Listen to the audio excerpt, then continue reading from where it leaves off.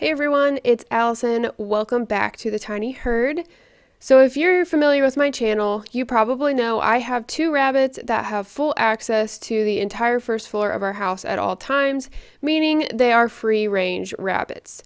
I absolutely love being able to provide them with a ton of space and room to explore, but there is a lot more that goes into free-ranging rabbits than just letting them out of their pen.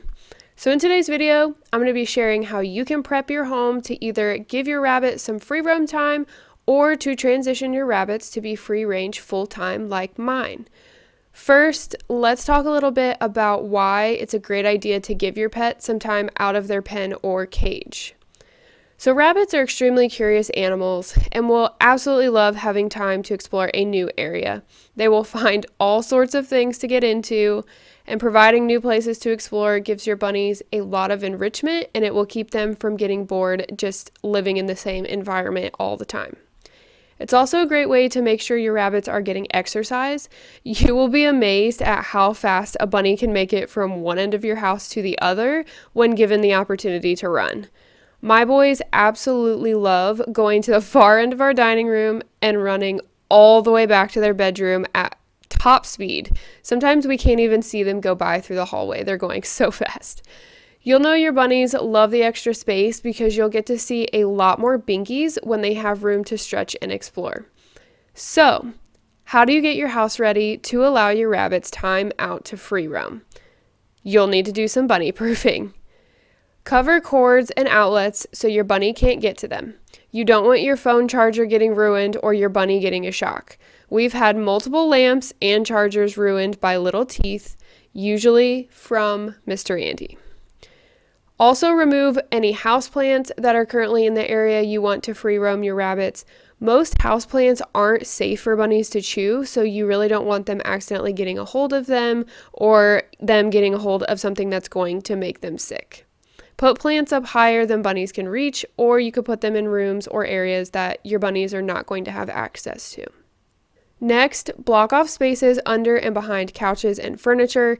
You don't want a bunny getting under a bed or couch and chewing the fabric off of your furniture. It can also be difficult to get your rabbits to come out from these places, and you don't want anyone getting stuck somewhere that you can't get to them. We actually had Andy get underneath the guest bed in our guest room and completely ripped the bottom out of the mattress. So that's a good example of why you want to block off places that you don't want your rabbits to be able to get to. You'll also want to block off any other areas you don't want them to have access to. Make sure fireplaces are blocked off, they can't get into kitchen cabinets, and don't give them access to any furniture you don't want chewed, like I mentioned. If you have air vents built into the floor of your house, you'll want to put a barrier around them as well. Bunny nails can easily get caught in them, which can cause a big problem.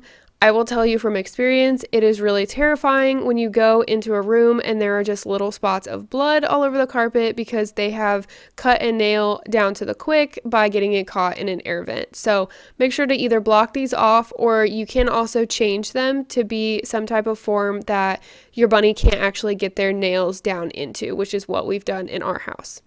You don't want your rabbit pushing anything into the vents either, so blocking them off is a great idea. Make sure to pick up anything you don't want chewed off the floor and low shelves before you let your rabbits out. Bunnies will chew anything they can. I've had shoes, chargers, and even my work backpack chewed up by my bunnies. Anything they can get a hold of, they likely will chew up. You also want to make sure that everyone coming in or out of your house is aware that you have free-ranging bunnies. You don't want anyone to accidentally leave a door open and let your rabbits out. That can just end up being a huge problem. There have also been accidents with bunnies getting hit with doors, so it's better to be safe and make sure everyone knows the bunnies are there, or close bunnies off into a certain room or put them back in their cage if there will be a lot of people coming in or out. If you are preparing to allow your rabbits to free range in part of your house full time, you will want to prepare a home base space that they can call their own. This will be an area that is not often disturbed, that has their litter box, hay rack, water, pellets, and a comfy place for them to snooze. This will give your rabbits a place to go if they are feeling tired, nervous, or overwhelmed with things going on in other areas of the house. Treat this area as you would your bunny's cage. Try not to disturb it or invade it, or you'll probably get some angry bunny thumps at you. This is their territory and safe space, and you want to keep it that way. Overall, letting your rabbits free roam can be extremely rewarding because your bunny will get the exercise and exploration time that they need to be the happiest and healthy bunnies they can be. I hope today's video helped you know what to do to prepare your house or a space in your house to allow your bunny some free roam time. I promise your pets will thank you for the time outside of their cage. Let me know if you have any questions down in the comments. Thank you all so much for watching, and I'll see you in the next video. Bye!